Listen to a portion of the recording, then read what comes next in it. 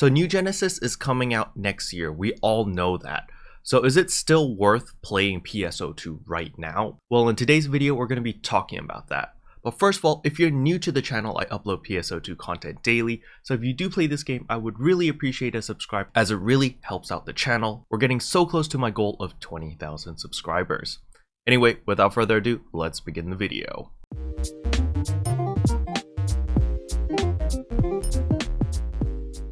So the first thing I want to talk about is what carries over to New Genesis from vanilla PSO2. And that would be your star gems. So you can see here that I've got 6,300 star gems. This is basically the freemium currency that you can get from just playing the game, doing events, so forth and so on. So I do recommend people to just play the game casually, mainly because they shower you with all these star gems. Like they have login events, they've got a bunch of easy events, which is like, oh, do an urgent quest 10 times, or play this specific game mode a couple times, and you get rewarded a ton of star gems.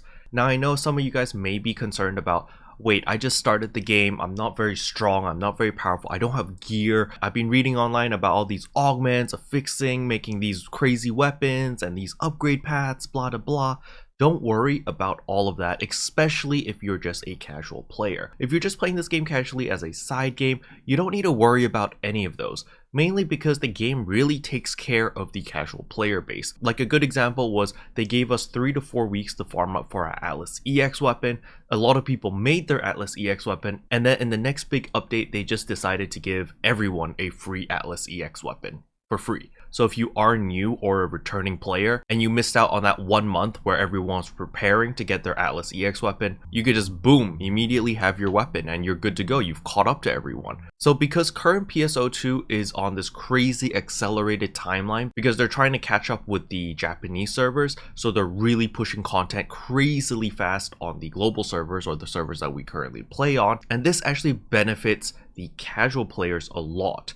It doesn't benefit the tryhards or the min-maxers at all, because you spend millions of meseta, you finally get your weapon, and then you realize that everyone gets it for free. So I understand that a lot of tryhards or a lot of min-maxers are a little bit salty inside. I don't blame you guys, but I feel like this is a mindset. So if you are a min-maxer or if you are a tryhard, you just have to have that little mental note in the back of your head saying that, hey, I'm spending an absurd amount of resources into upgrading my weapons, into all of this, because I want to be the first one to have this weapon. This special privilege of having this specific weapon or having these specific augments is only going to last for several weeks. You just have to understand that, because the majority of people who play PSO2 are casual players. If you are a min-maxer, you're definitely in the top 1%. And if you are a tryhard who constantly chases the cutting edge gear, you're definitely in the top 10%.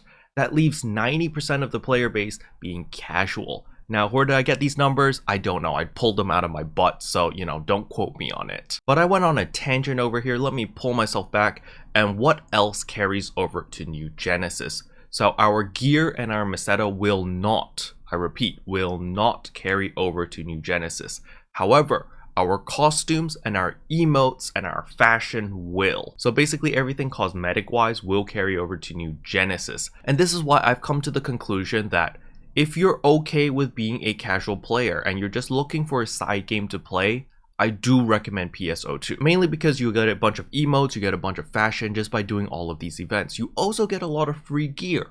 But all that free gear is not going to carry over to New Genesis. And another thing that I know a lot of people care about is the graphics. PSO2 is very old. It's a very old game. So the graphics aren't the best, they don't look very nice, especially if you're coming from like Black Desert, or if you're coming from a game that's powered by the Unreal Engine 4, it's going to be a little bit jarring coming back to PSO2, mainly because, this game is old, it's not powered by an Unreal Engine 4. If graphics matters to you, then don't even bother with PSO2. Just wait until New Genesis comes out, then you can fully enjoy the game at high fidelity. Now, if you're a min-maxer or a tryhard, it's a toss-up. The reason I say that is because you may experience unbelievable amounts of salt. I say that because we're constantly chasing for the cutting edge gear, and after spending hundreds of hours finally getting your cutting edge gear, because we're in this accelerated timeline, the chances are very high that we're gonna get a new tier of items the moment you finally complete your best in slot. So you're constantly chasing the new best in slot, and a lot of tryhards get burnt out extremely quickly because they're spending hundreds of hours farming Profound Darkness, for example. You finally got your offset, and then you realize that the game gives everyone an offset.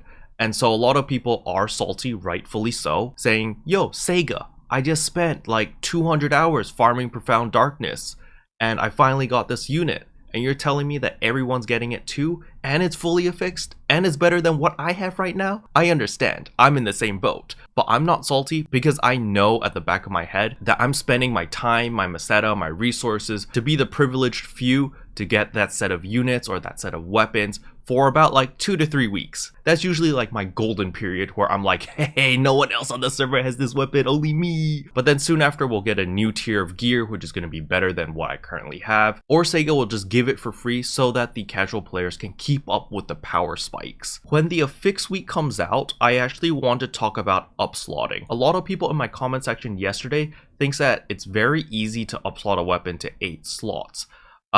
It's not that easy, and I'll be showing you guys on a fix week, mainly because we get that 10% bonus, but it is still quite the journey. Like right now I'm sitting on 6,000 X cubes, and I am honestly a little bit worried that I don't have enough X cubes to upslot all of my weapons to 8 slots. Hopefully that sends you guys a signal saying that, hey, maybe you guys should start farming up X cubes. And second of all, you guys should also be farming up fodder with 7 to 8 slots, because all of these things are going to be very expensive when a fixed week comes out, and that's coming out very soon. Anyway, that's all I want to talk about today. Hopefully you guys enjoyed the video. If you did, I would appreciate a like and a subscribe, and I'll see you guys in tomorrow's video. Bye. What can I say except you're welcome for the